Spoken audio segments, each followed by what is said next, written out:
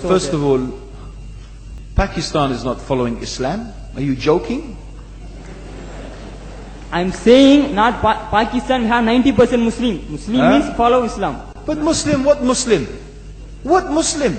I remember 15 years ago, it's not today and I heard it's worse. 15 years ago I remember going to a wedding in Pakistan. A wedding where men and women were mixing freely. Where the bride was dancing on the stage with all the male members of the family dancing on the stage. I am sure somewhere around, we probably hidden in a corner then, but I hear now it's open, drinking alcohol. What Muslim are we talking about? This was 15 years ago. Now I hear it's even worse. Oh yes, they're Islam. When the bride and the groom are walking to the car, they're holding the Quran over their head for blessing. That Islam? That's not Islam. What Islam is that? That's exactly the thing I'm talking about. That's why the Muslims are in such a mess.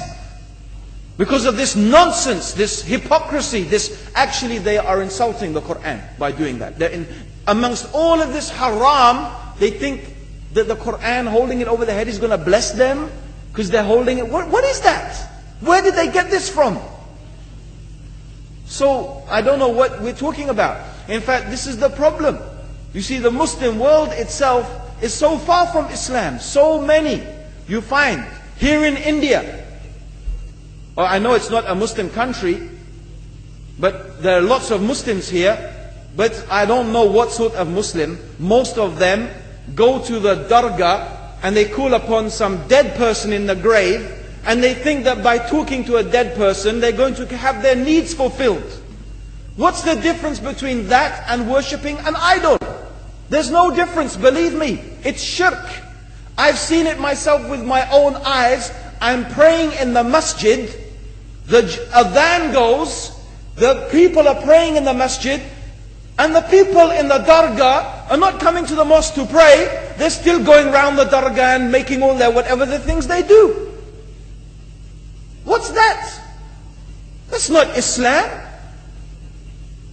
You go to many countries, you find Pakistan, you want to see Islam in Pakistan. You know, in England, in every street corner we have a pub. You know what's a pub? You know what's a pub? Like a bar, you know, a place where you sit and drink alcohol. Yeah? Yes?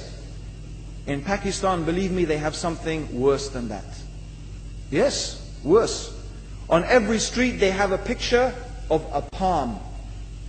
Everywhere you see it, hanging from the windows. They have the picture of a palm.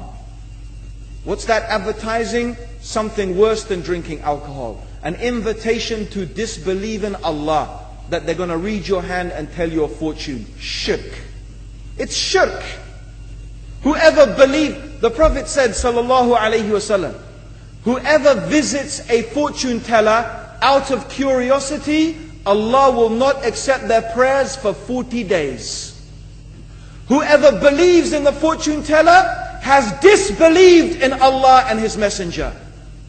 That includes, by the way, horoscopes. Yet you see in Pakistan, a picture everywhere of a hand. Worse than a pub. Worse than a pub.